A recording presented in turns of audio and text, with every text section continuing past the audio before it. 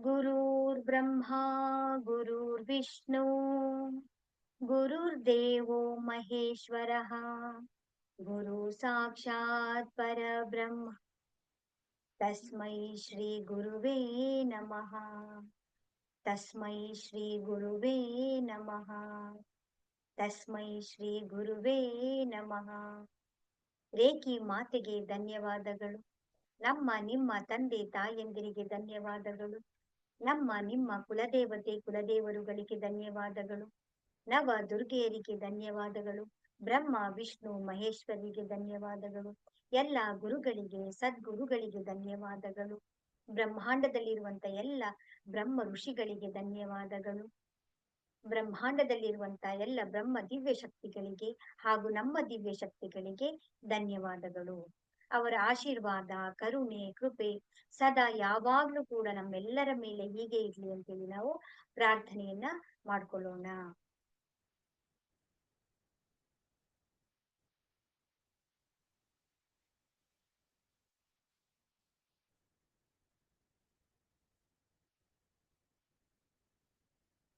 ನಮಗೆಲ್ಲರಿಗೂ ಕೂಡ ತಿಳಿದಿರುವ ಹಾಗೆ ಆ ಪರಮಾತ್ಮನ ಸ್ವರೂಪ ಇದೆಯಲ್ಲ, ಅದು ತುಂಬಾ ವಿರಾಟವಾಗಿರುವಂತದ್ದು. ಆದ್ರೆ ನಾವೆಲ್ಲ ಏನ್ ಮಾಡ್ಕೊಂಡ್ಬಿಟ್ಟಿದೀವಿ ಅಂತ ಹೇಳಿದ್ರೆ ಸೀಮಿತವಾದಂತ ರೀತಿಯಲ್ಲಿ ನಾವು ಕಲ್ಪನೆಯನ್ನ ಮಾಡ್ಕೊಂಡಿದೀವಿ. ಭಗವಾನ್ ಅಂತಂದ್ರೆ ಏನು? ಘ ಅಂತ ಹೇಳಿದ್ರೆ ಭೂಮಿ, ಗ ಅಂದ್ರೆ ಗಗನ, ಆ ಅಂತಂದ್ರೆ ಅನಿಲ ಅಂದ್ರೆ ವಾಯು, ನ ಅಂತ ಹೇಳಿದ್ರೆ ನೀರು, ಆಕಾಶ ಅಂತ ಹೇಳಿ ನಾವು ಕರಿತೀವಿ. ನಾವು ಅಂತ ಹೇಳಿದ್ರೆ ಈ ಪಂಚಭೂತಗಳಲ್ಲಿಯೂ ಕೂಡ ಪರಮಾತ್ಮ ಇದ್ದಾನೆ. ಪಂಚಭೂತಗಳಂದ್ರೆ ನೀರು, ನೀರಿನಲ್ಲೂ ಪರಮಾತ್ಮ ಇದ್ದಾನೆ. ಭೂಮಿ ಅಂತ ಹೇಳಿದ್ರೆ ಮಣ್ಣಿನಲ್ಲೂ ಕೂಡ ಪರಮಾತ್ಮ ಇದ್ದಾನೆ. ಗಾಳಿ, ಗಾಳಿಯಲ್ಲೂ ಪರಮಾತ್ಮ ಇದ್ದಾನೆ. ಆಕಾಶ, ಆಕಾಶದಲ್ಲೂ ಕೂಡ ಪರಮಾತ್ಮ ಇದ್ದಾನೆ. ಎಲ್ಲ ಕಡೆಗಳಲ್ಲಿ ಕೂಡ ಅಣು ಅಣುವಿನಲ್ಲಿ ಪರಮಾತ್ಮ ಇದ್ದಾನೆ. ಹಾಗಂತಂದ್ರೆ ಏನು? ಮರ ಗಿಡಗಳಲ್ಲಿ, ಪ್ರಾಣಿಗಳಲ್ಲಿ, ಪಕ್ಷಿಗಳಲ್ಲಿ, ಕಲ್ಲುಗಳಲ್ಲಿ, ಮಣ್ಣಿನಲ್ಲಿ, ಎಲ್ಲಾ ಕಡೆನೂ ಕೂಡ, ನೀರಿನಲ್ಲಿ, ಪರ್ವತಗಳಲ್ಲಿ, ಕಂಬಗಳಲ್ಲಿ, ಕಲ್ಲುಗಳಲ್ಲಿ, ಎಲ್ಲಾ ಕಡೆನೂ ಕೂಡ ಪರಮಾತ್ಮ ಇದ್ದಾನೆ. ಆದ್ರೆ ನಾವೇನ್ ಮಾಡ್ಬಿಟ್ಟಿದೀವಿ ಅಂತ ಹೇಳಿದ್ರೆ ಪರಮಾತ್ಮನನ್ನ ದೇವಸ್ಥಾನದಲ್ಲಿ ಮಾತ್ರ ಸೀಮಿತಗೊಳಿಸ್ಬಿಟ್ಟಿದೀವಿ. ಮಂದಿರಗಳಿಗೆ, ಮಸೀದಿಗಳಿಗೆ, ಚರ್ಚ್ಗಳಲ್ಲಿ ಮಾತ್ರ ಪರಮಾತ್ಮ ಇದ್ದಾನೆ ಅಂತೇಳಿ ನಾವು ಅಲ್ಲಿಗೆ ನಾವು ಸೀಮಿತಗೊಳಿಸ್ಕೊಂಡ್ಬಿಟ್ಟಿದೀವಿ.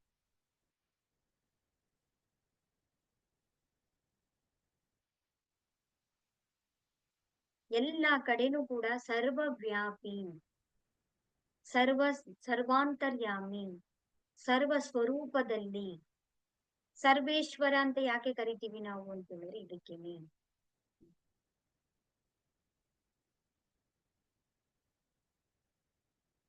ಆ ಭಗವಂತ ಭಗವಾನ್ ಅನ್ನೋ ಒಂದು ಹೆಸರಲ್ಲಿ ಅಷ್ಟು ಅರ್ಥವನ್ನ ನಮ್ಮ ಋಷಿ ಮುನಿಗಳು ಗುರು ಪರಂಪರೆಗಳಲ್ಲಿ ಅದನ್ನ ಅರ್ಥವನ್ನ ಮಾಡ್ಕೊಟ್ಟಿದ್ದಾರೆ. ಆದ್ರೆ ನಮ್ಮ ಅರ್ಥವನ್ನ ನಾವೇನ್ ಮಾಡ್ಬಿಟ್ಟಿದೀವಿ ಅಂದ್ರೆ ಎಲ್ಲವನ್ನು ಕೂಡ ನಾವು ವಿರುದ್ಧ ರೀತಿಯಲ್ಲಿ ನಾವು ತಿಳ್ಕೊಂಡ್ಬಿಟ್ಟಿದೀವಿ. ನಾವು ಅಲ್ಲಿ ಮಾತ್ರ ಸೀಮಿತ ಆಗ್ಬಿಟ್ಟಿದ್ದಾನೆ. ಮಂದಿರದಲ್ಲಿ, ದೇವಾಲಯದಲ್ಲಿ, ಮಸೀದಿಗಳಲ್ಲಿ, ಚರ್ಚ್ಗಳಲ್ಲಿ ಮಾತ್ರ ಪರಮಾತ್ಮ ಇದ್ದಾನೆ ಅಂತ ಹೇಳಿ ಅಲ್ಲಿ ನಾವು ಹುಡುಕ್ತಾ ಕೂತ್ಕೊಂಡ್ಬಿಟ್ಟಿದೀವಿ ನಾವು. ಅದು ಯಾಕಿದೆ ಅಂತ ಹೇಳಿದ್ರೆ ನೆನಪಿಸ್ಕೊಳ್ಳೋದಿಕ್ಕೆ. ಆ ಪರಮಾತ್ಮನ ಸ್ವರೂಪ ಅದನ್ನ ನಾವು ಮರಿಬಾರ್ದು. ಮತ್ತೆ ಮತ್ತೆ ಅದನ್ನ ನಾವು ನೆನಪು ಮಾಡ್ಕೊಳ್ಬೇಕು ಅಂತ ಹೇಳಿ ನಮ್ಮ ಹಿರಿಯರು ನಮ್ಗೆ ಮಾಡಿರುವಂತ ಒಂದು ವಿಧಾನ ಆಗಿದೆ. ಆದ್ರೆ ಆ ಪರಮಾತ್ಮನನ್ನ ನಾವು ಅಲ್ಲಿ ಇಲ್ಲಿ ಹುಡುಕ್ತಾ ಇದ್ದೀವಿ, ಅಲೆದಾಡ್ತಾ ಇದ್ದೀವಿ. ಇನ್ನು ನಾವು ಜೀವನ ಪೂರ್ತಿ ನಾವು ವ್ಯರ್ಥ ಮಾಡ್ಕೊಳ್ತಾ ಇದ್ದೀವಿ. ಗಾಡ್ ಅಂತಂದ್ರೆ ಏನು? ಜನರೇಟರ್. ಓ ಅಂತ ಹೇಳಿದ್ರೆ ಏನು? ಆಪರೇಟರ್. ಡಿ ಅಂತಂದ್ರೆ ಏನು? ಡೆಸ್ಟ್ರಾಯರ್. ಆದಿನೂ ಅವನೇ, ಜನರೇಟರ್ ಅಂದ್ರೆ ಸೃಷ್ಟಿಕರ್ತನೂ ಕೂಡ ಅವನೇ, ಡೆಸ್ಟ್ರಾಯರ್ ಅಂತ್ಯನೂ ಕೂಡ ಅವನೇ.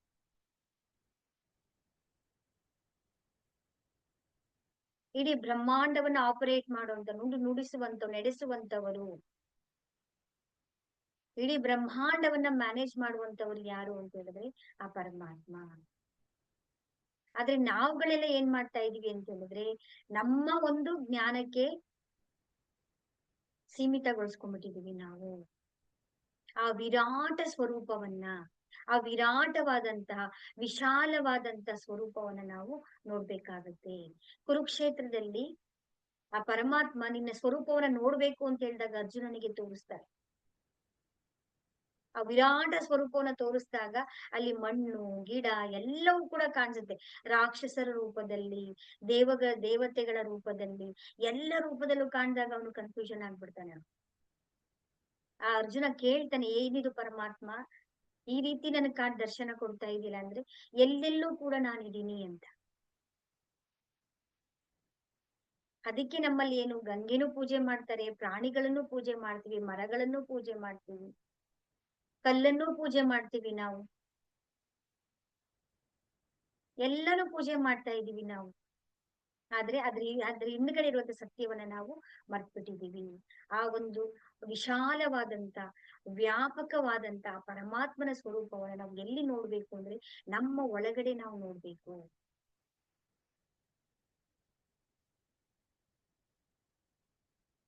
ಎಲ್ಲವನ್ನ ತನ್ನ ರೂಪವನ್ನ, ತನ್ನ ಸ್ವರೂಪವನ್ನ ಮಾಡ್ಬಿಟ್ಟು ನಾವು ಹುಡುಕ್ಬೇಕು, ಎಲ್ಲಿ ಹುಡುಕ್ಬೇಕು ಅಲ್ಲಿ ಹುಡುಕ್ತಾ ಇಲ್ಲ, ಬೇರೆ ಕಡೆ ಎಲ್ಲ ನಾವು ಹುಡುಕ್ತಾ ಇದೀವಿ ನಾವು. ಸಿಂಪಲ್ ಆಗಿ ಒಂದ್ ಸ್ಟೋರಿ ಹೇಳ್ಬೇಕು ಅಂತ ಹೇಳಿದ್ರೆ, ಒಬ್ಬ ಕಳ್ಳ ಇರ್ತಾನೆ, ಅವನು ಒಡವೆಗನ್ನ ವಜ್ರನ ಕದ್ದು ಬಿಟ್ಟಿರ್ತಾನೆ ಅವನು. ಅದನ್ನ ಹುಡುಕ್ಬೇಕು ಅಂತೇಳಿ ಇನ್ವೆಸ್ಟಿಗೇಷನ್ ಆಫೀಸರ್ಸ್ ಎಲ್ಲರೂ ಕೂಡ ಬಂದ್ಬಿಟ್ಟಿರ್ತಾರೆ ಮನೆಗೆ. ಆಗ ಏನ್ ಮಾಡ್ತಾನೆ ಅಂತ ಹೇಳಿದ್ರೆ, ಇನ್ವೆಸ್ಟಿಗೇಷನ್ ಆಫೀಸರ್ ಇರ್ತಾರಲ್ಲ, ಆಫೀಸರ್ಸ್ ಎಲ್ಲ ಕಡೆ ಹುಡುಕ್ತಾರೆ,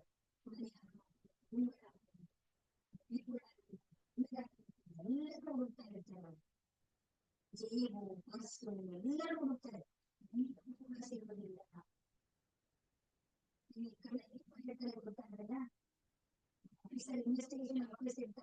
ಅವ್ರ ಬ್ಯಾಗ್ ಅಲ್ಲೇ ಹಾಕಿರ್ತಾನೆ ಅದನ್ನ.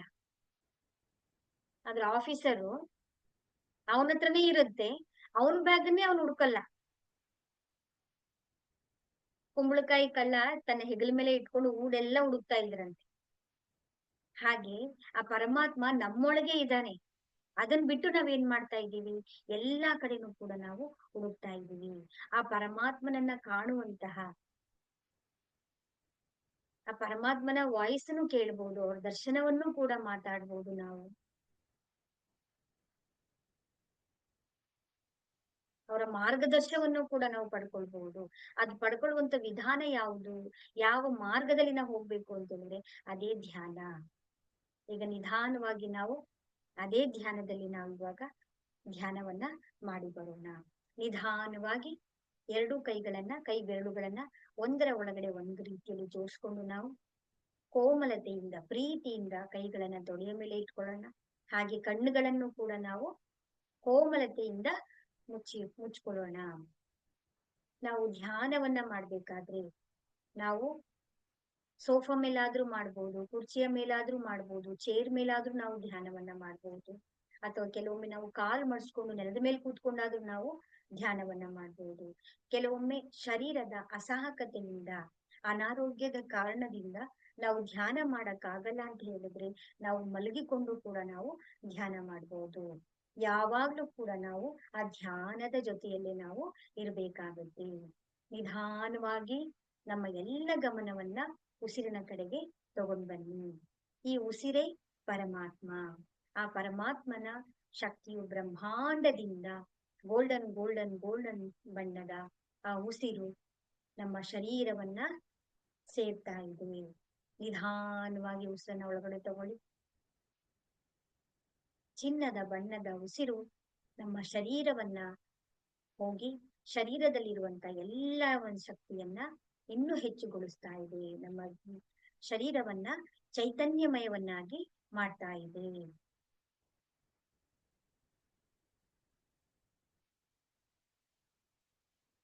ಶರೀರದಲ್ಲಿರುವಂತ ಎಲ್ಲ ನಕಾರಾತ್ಮಕ ಶಕ್ತಿಗಳೆಲ್ಲವನ್ನು ಕೂಡ ಕಪ್ಪು ಹೊಗೆಯ ರೀತಿಯಲ್ಲಿ ಹೊರ ಹೋಗುವಂತ ಉಸಿರು ಹೊರಗಡೆ ಹೋಗ್ತಾ ಬ್ರಹ್ಮಾಂಡದಲ್ಲಿ ವಿಲೀನಗೊಳಿಸ್ತಾ ಇದೆ. ಹೀಗೆ ನಾವು ಗಮನಿಸ್ತಾ ಬರ್ಬೇಕು, ಅನುಭವಿಸ್ತಾ ಬರ್ಬೇಕು.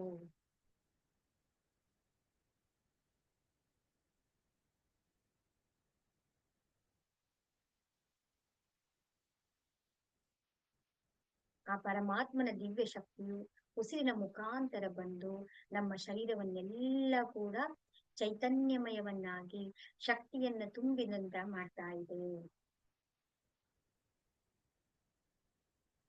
ಶರೀರದಲ್ಲಿರುವಂತ ಎಲ್ಲ ನಕಾರಾತ್ಮಕ ಶಕ್ತಿಗಳೆಲ್ಲವೂ ಕೂಡ ಉಸಿರಿನ ಮುಖಾಂತರ ಹೊರಗಡೆ ಹೋಗಿ ಬ್ರಹ್ಮಾಂಡದಲ್ಲಿ ವಿಲೀನ ಆಗ್ತಾ ಇದೆ.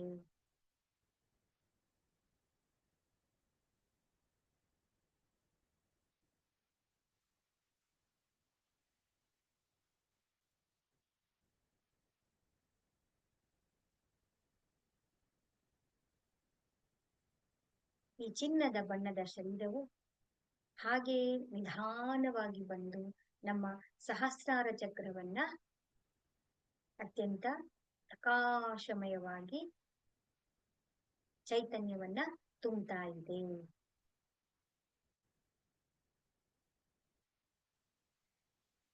ಪರಮಾತ್ಮನ ದಿವ್ಯ ಶಕ್ತಿಯಿಂದ ನಮ್ಮ ಸಹಸ್ರಾರ ಚಕ್ರವೆಲ್ಲವೂ ಕೂಡ ನೇರಳೆ ಬಣ್ಣದಲ್ಲಿ ಅತ್ಯಂತ ಪ್ರಕಾಶಮಯವಾಗಿ ಪ್ರಜ್ವಲಿಸ್ತಾ ಇದೆ.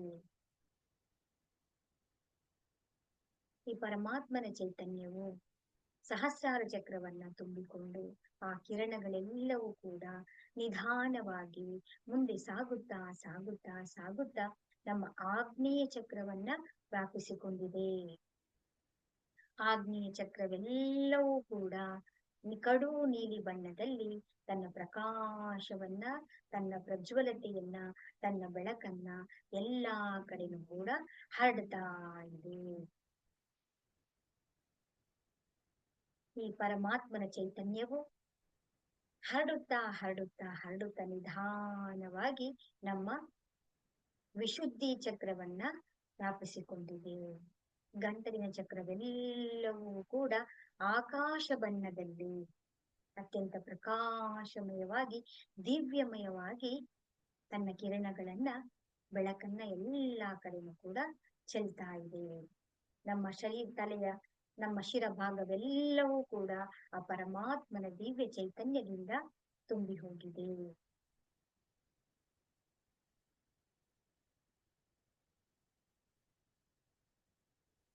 ಈ ಪರಮಾತ್ಮನ ದಿವ್ಯ ಚೈತನ್ಯವು ಹಾಗೆ ನಿಧಾನವಾಗಿ ಮುಂದೆ ಸಾಗುತ್ತಾ ಸಾಗುತ್ತಾ ಸಾಗುತ್ತಾ ನಮ್ಮ ಹೃದಯ ಚಕ್ರವನ್ನ ತುಂಬಿಕೊಂಡಿದೆ. ಹೃದಯ ಚಕ್ರವೆಲ್ಲವೂ ಕೂಡ ದಿವ್ಯ ಶಕ್ತಿಯಿಂದ ತುಂಬಿ ಹೋಗಿದೆ. ಹೃದಯದಲ್ಲಿರುವಂತ ಎಲ್ಲ ಭಾರಗಳು ಕೂಡ ಕಳೆದು ಹೋಗಿದೆ. ಕೇವಲ ಆನಂದ. ಈ ಹೃದಯದಲ್ಲಿರುವಂತಹ ಹಸಿರು ಬಣ್ಣದ ಬೆಳಕು ಹರಡುತ್ತಾ ಹರಡುತ್ತಾ ಹರಡುತ್ತಾ ನಮ್ಮ ನಾಭಿಯ ಚಕ್ರವನ್ನ ತುಂಬಿಕೊಂಡಿದೆ.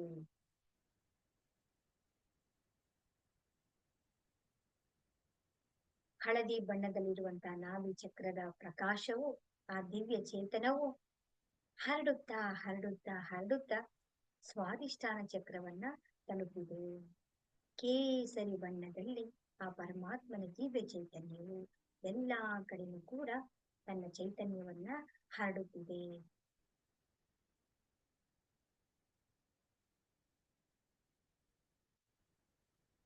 ಈ ದಿವ್ಯ ಚೈತನ್ಯದ ಬೆಳಕು ಹರಡುತ್ತಾ ಹರಡುತ್ತಾ ಹರಡುತ್ತಾ ನಿಧಾನವಾಗಿ ನಮ್ಮ ಮೂಲಾಧಾರ ಚಕ್ರವನ್ನ ವ್ಯಾಪಿಸಿಕೊಂಡಿದೆ. ಮೂಲಾಧಾರ ಚಕ್ರವನ್ನ ತಲುಪಿದೆ. ಕೆಂಪು ಕೆಂಪು ಬಣ್ಣದಲ್ಲಿ ಮೂಲಾಧಾರ ಚಕ್ರವು ಚೈತನ್ಯ ಭರಿತವಾಗಿದೆ. ಈ ಎಲ್ಲ ಘಟನೆಗಳನ್ನ ನಮ್ಮ ಮೂರನೇ ಕಣ್ಣಿನ ಆ ಪರಮಾತ್ಮನ ದಿವ್ಯ ಚೇತನವು ಗಮನಿಸ್ತಾ ಬರ್ತಾ ಇದೆ. ಎಲ್ಲವನ್ನು ಕೂಡ ಅದು ನೋಡ್ತಾ ಇದೆ. ಹಾಗೆ ಆ ಮೂರನೇ ಕಣ್ಣಿನಲ್ಲಿರುವಂತಹ ಪರಮಾತ್ಮನ ದಿವ್ಯ ಶಕ್ತಿಯು ಎಲ್ಲವನ್ನು ಕೂಡ ಅನುಭವಿಸ್ತಾ ಇದೆ. ಎಲ್ಲೆಲ್ಲೂ ಕೂಡ ಪರಮಾತ್ಮನ ದಿವ್ಯ ಚೇತನ ಪ್ರಕಾಶ ಪ್ರಕಾಶ ಪ್ರಕಾಶ. ನಮ್ಮ ಆಭಾ ಮಂಡಲವು ಒಂದು ವೃತ್ತಾಕಾರದ ಬೆಳಕಿನ ಪುಂಜದ ರೀತಿಯಲ್ಲಿ, ನಮ್ಮ ಆಭಾ ಮಂಡಲವು ಒಂದು ಗೋಲದ ರೀತಿಯಲ್ಲಿ ಸೃಷ್ಟಿಯಾಗಿದೆ. ಈ ಪರಮಾತ್ಮನ ನಮ್ಮ ಆಭಾ ಮಂಡಲದ ದಿವ್ಯ ಚೇತನದ ಶಕ್ತಿಯು ಹರಡುತ್ತಾ ಹರಡುತ್ತಾ ಹರಡುತ್ತಾ ನಾವಿರುವಂತಹ ಕೋಣೆಯನ್ನ ವ್ಯಾಪಿಸಿಕೊಂಡಿದೆ. ಕೋಣೆಯಲ್ಲಿ ತುಂಬಿದಂತಹ ಈ ಪರಮಾತ್ಮನ ದಿವ್ಯ ಚೇತನವು ಹರಡುತ್ತಾ ಹರಡುತ್ತಾ ಹರಡುತ್ತಾ ನಮ್ಮ ಮನೆಯಲ್ಲಿರುವಂತಹ ಎಲ್ಲ ಕೋಣೆಗಳಲ್ಲಿಯೂ ಕೂಡ ಪ್ರಕಾಶ ಪ್ರಕಾಶ ಪ್ರಕಾಶ ಚೈತನ್ಯವನ್ನ ತುಂಬಿದೆ.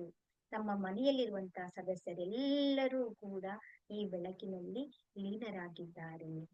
ಆ ಪರಮಾತ್ಮನ ದಿವ್ಯ ಚೇತನದ ಆಶೀರ್ವಾದವನ್ನ ಪಡೆಯುತ್ತಿದ್ದಾರೆ.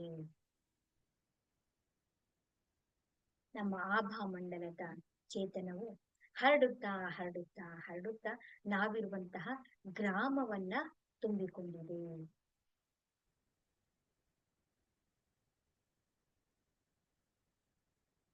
ಗ್ರಾಮವನ್ನ ತುಂಬಿದಂತ ಈ ದಿವ್ಯ ಶಕ್ತಿಯು, ಈ ಆಭಾ ಮಂಡಲವು ಹರಡುತ್ತಾ ಹರಡುತ್ತಾ ಹರಡುತ್ತಾ ಇಡೀ ದೇಶವನ್ನ ವ್ಯಾಪಿಸಿಕೊಂಡಿದೆ.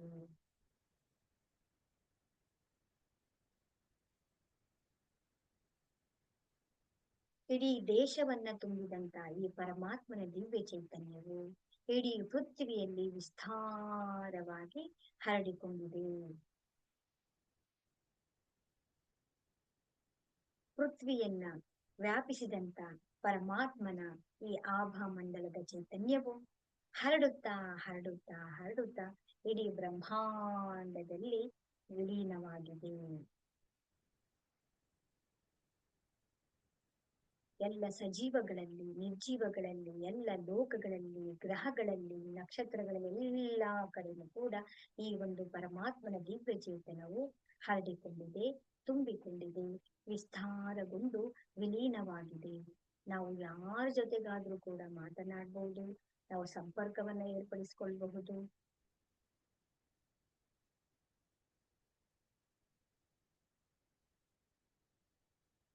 ಈ ಎಲ್ಲಾ ಘಟನೆಗಳನ್ನ ನಮ್ಮ ಮೂರನೇ ಕಣ್ಣಿರುವಂತ ಆ ಪರಮಾತ್ಮನ ದಿವ್ಯ ಶಕ್ತಿಯು ಎಲ್ಲವನ್ನು ಕೂಡ ನೋಡ್ತಾ ಇದೆ, ಎಲ್ಲವನ್ನು ಕೂಡ ಗಮನಿಸ್ತಾ ಇದೆ.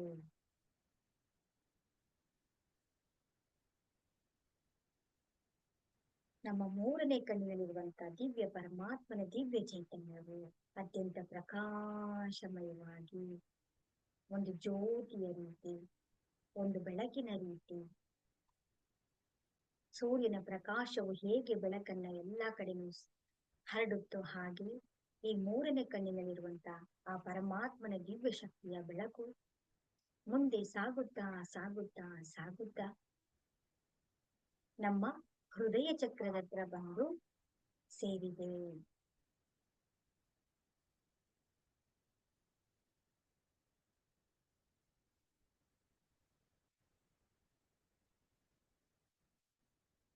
ನಿಧಾನವಾಗಿ ಆ ಬೆಳಕನ್ನ ನಾವು ಗಮನಿಸ್ತಾ ಬಂದ್ರೆ ನಮ್ಮ ಆ ಹೃದಯ ಚಕ್ರದಲ್ಲಿರುವಂತಹ ಬೆಳಕು ಯಾವುದು?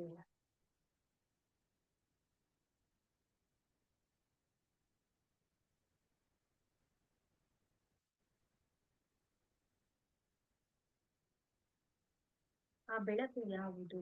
ಆ ದಿವ್ಯ ಚೇತನ ಯಾವುದು? ಆ ದಿವ್ಯ ಚೇತನ ಯಾರನ್ನ ತೋರಿಸ್ತಾ ಇದೆ?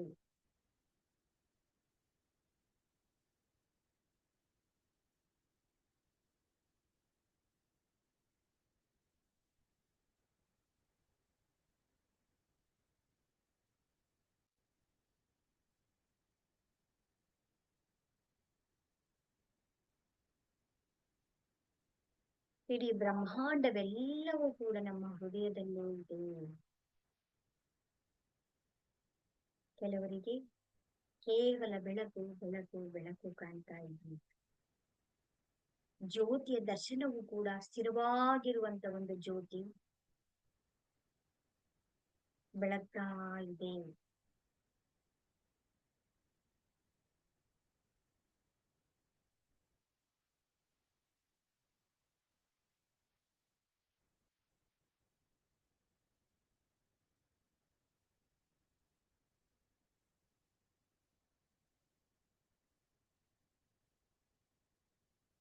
ಗಮನ ಇಟ್ಟು ನೀವು ಬೆಳಕನ್ನೇ ನೋಡಿದ್ರೆ, ಆ ಜ್ಯೋತಿಯನ್ನು ನೀವು ಗಮನಿಸ್ತಾ ಬಂದ್ರೆ ಅಲ್ಲಿರುವಂತ ದಿವ್ಯ ಚೇತನ ಯಾವುದು ಅಂತ ನಮಗೆ ಅರ್ಥ ಆಗ್ತಾ ಇದೆ. ಕೆಲವರಿಗೆ ಬೆಳಕು ಬೆಳಕು ಬೆಳಕು ಕಾಣ್ತಾ ಇದೆ.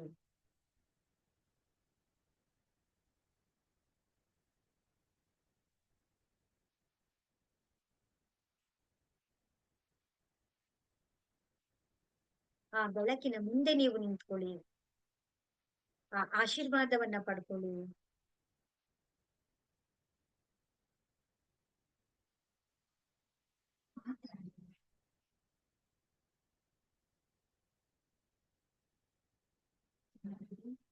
ಸಾಕ್ಷಾತ್ ಶ್ರೀ ಕೃಷ್ಣ ಪರಮಾತ್ಮನೇ ಕಾಣ್ತಾ ಇದ್ದಾರೆ.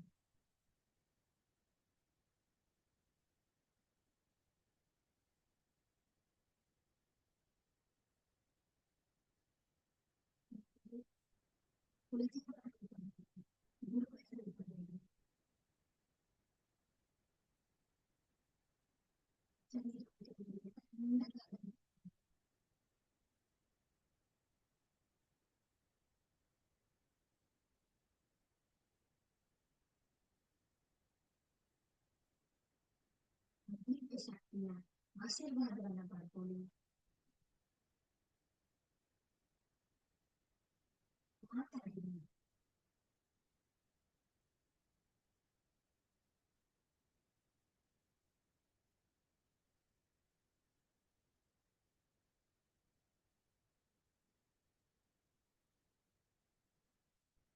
ಸಂತೋಷ, ಸಂತೋಷ, ಸಂತೋಷ.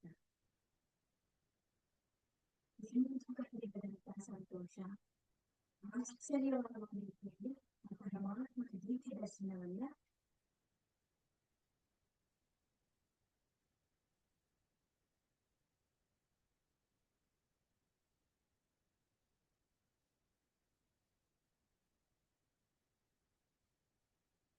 ಆಶೀರ್ವಾದವನ್ನು ನೀಡಿದಂತಹ ಪರಮಾತ್ಮನ ದಿವ್ಯ ಚೇತನವು ನಿಧಾನವಾಗಿ ನಮ್ಮಿಂದ ದೂರ ಆಗ್ತಾ ಇದೆ.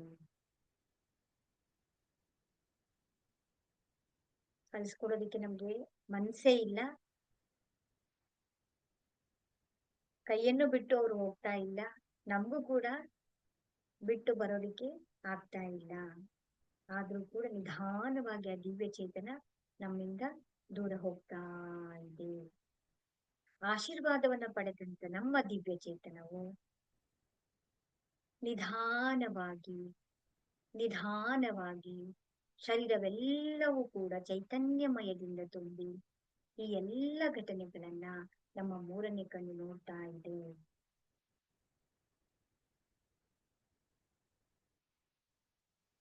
ನಿಧಾನವಾಗಿ ಆ ಪರಮಾತ್ಮನ ದಿವ್ಯ ಚೇತನವು ನಮ್ಮ ಮೂರನೇ ಕಣ್ಣಿನಲ್ಲಿ ಬಂದು ಸೇರಿದೆ.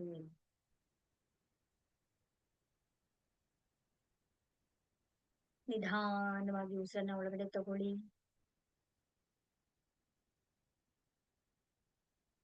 ನಿಧಾನವಾಗಿ ಉಸಿರನ್ನ ಹೊರಗೆ ಬಿಡಿ.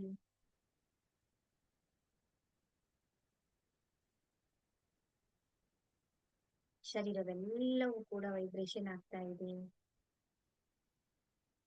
ನಿಧಾನವಾಗಿ ಉಸಿರನ್ನ ಒಳಗಡೆ ತಗೊಳ್ಳಿ. ನಿಧಾನವಾಗಿ ಉಸಿರನ್ನ ಹೊರಗೆ ಬಿಡಿ.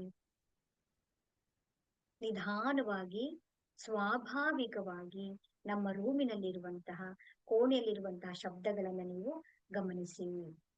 ಕೈ ಬೆರಳುಗಳನ್ನ ಅಲುಗಾಡಿಸಿ, ಕಾಲು ಬೆರಳುಗಳನ್ನ ಅಲುಗಾಡಿಸಿ, ನಿಧಾನವಾಗಿ ಅಲುಗಾಡಿಸಿ. ನಮ್ಮ ಗಮನ ಎಲ್ಲವನ್ನು ಕೂಡ ನಾವು ಸ್ವಾಭಾವಿಕವಾಗಿ ನಾವು ಎಲ್ಲಿದ್ದೀವಿ ಆ ಒಂದು ಸ್ಥಳದಲ್ಲಿ ನಾವು ತಂದು ನಿಲ್ಲಿಸ್ಕೊಳ್ತೀವಿ. ಕೈಗಳನ್ನ ಹೃದಯ ಚಕ್ರದ ಹತ್ರ ತಗೊಂಡು ಬಂದು, ಹೇ ಪರಮಾತ್ಮ, ಹೇ ದಿವ್ಯ ಶಕ್ತಿ, ದಿವ್ಯ ಆತ್ಮಗಳಾದ ನಾವು ನಿಮ್ಮಲ್ಲಿ ಪ್ರಾರ್ಥನೆ ಮಾಡಿಕೊಳ್ಳುವುದೇನೆಂದರೆ ಇಡೀ ವಿಶ್ವದಲ್ಲಿ ಶಾಂತಿ ನೆಲೆಸಲಿ. ಇಡೀ ವಿಶ್ವದಲ್ಲಿರುವಂತಹ ಎಲ್ಲ ದಿವ್ಯ ಆತ್ಮಗಳ ಆಧ್ಯಾತ್ಮಿಕ ಉನ್ನತಿಯಾಗಲಿ, ಹಾಗೆ ಸರ್ವಾಂಗೀಣ ಉನ್ನತಿಯಾಗಲಿ. ಹೇ ಪರಮಾತ್ಮ, ತಿಳಿದೋ ತಿಳಿದೇನೋ ನಮ್ಮಿಂದ ಯಾವುದೇ ರೀತಿಯಾದ ಈ ಜನ್ಮದಲ್ಲಾಗಬಹುದು ಅಥವಾ ಹಿಂದಿನ ಜನ್ಮದಲ್ಲಾಗಬಹುದು ಅರಿವಿಲ್ಲದೆ ನಮ್ಮಿಂದ ನಕಾರಾತ್ಮಕ ಶಕ್ತಿಗಳು ಉತ್ಪತ್ತಿಯಾಗಿದ್ದರೆ ನಮ್ಮನ್ನ ಕ್ಷಮಿಸಬೇಕಾಗಿ ಶುದ್ಧ ಮನಸ್ಸಿಂದ ನಾವು ನಿಮ್ಮಲ್ಲಿ ಪ್ರಾರ್ಥನೆ ಮಾಡಿಕೊಳ್ಳುತ್ತೇವೆ. ಆ ಪರಮಾತ್ಮನ ದಿವ್ಯ ಶಕ್ತಿಯನ್ನ ಶರೀರದ ಎಲ್ಲಾ ಭಾಗಗಳಲ್ಲೂ ಕೂಡ ನೀವು ತುಂಬಿಸ್ಕೊಳ್ಳಿ.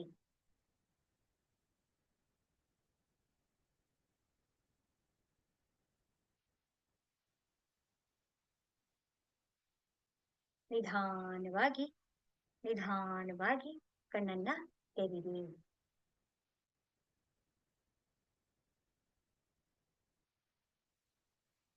ಕೆಲವರಿಗೆ ಕಣ್ಣನ್ನು ತೆಗಿಬೇಕು ಅಂತ ಅನ್ಸೋದೇ ಇಲ್ಲ. ನಿಧಾನವಾಗಿ ನಿಧಾನವಾಗಿ ಕಣ್ಣನ್ನ ತೆಗಿರಿ.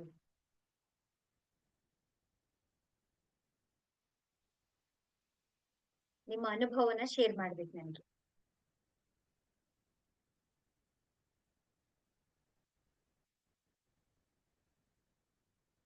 ಜೀವಿತ ಅವ್ರು ಹೇಳ್ಬೇಕು. ಹೇಗ ಅನ್ನಿಸ್ತು ಜೀವಿತ ಅವರು?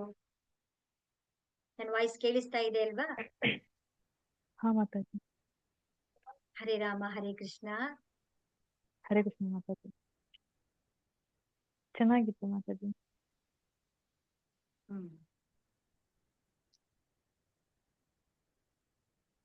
ಅಷ್ಟೇನಾ?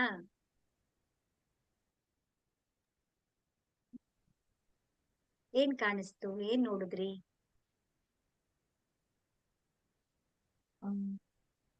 ಅಂದ್ರೆ ಒಂದ್ ಬೆಳಕು ಮಾತಾಡಿ. ಬೆಳಕು. ಗ್ರೇಟ್. ಸಿದ್ದರಾಜ್ ಅವ್ರಿಗೆ ಏನಾಯ್ತು ಅನುಭವ? ಒಳ್ಳೇದೇ ಅನುಭವ ಅದು ನಿಮ್ಗೆ ಆಗಿರುವಂತದ್ದು. ಆ ಪರಮಾತ್ಮನೇ ಆ ಬೆಳಕಿನ ರೂಪದಲ್ಲಿ ನಿಮ್ಗೆ ಕಾಣಿಸಿದಾನೆ ಅಂತ ಹೇಳಿದ್ರೆ ಒಳ್ಳೇದೇ ನಿಮ್ಗೆ. ಲಕ್ಷ್ಮಣ್ ಸರ್, ನಿಮ್ಗೆ ಹೇಗಾಯ್ತು ಅನುಭವ?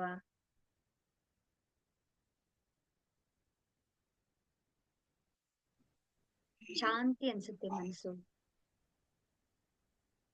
ಮೇಡಮ್ ಪ್ರಾಕ್ಟೀಸ್ ಮಾಡ್ಬೇಕು ಮೇಡಮ್, ಎವ್ರಿ ಡೇ ಪ್ರಾಕ್ಟೀಸ್ ಮಾಡ್ಬೇಕು. ಒಂದೇ ದಿವಸಕ್ಕೆ ನಾವು ತಲುಪಕ್ಕಾಗಲ್ಲ, ಮನಸ್ಸು ಚಂಚಲ. ಏನಿಲ್ಲ ಸರ್, ಇದನ್ನ ಪ್ರಾಕ್ಟೀಸ್ ಮಾಡ್ಬೇಕು, ಅಭ್ಯಾಸ ಅಂತ ಏನಿಲ್ಲ.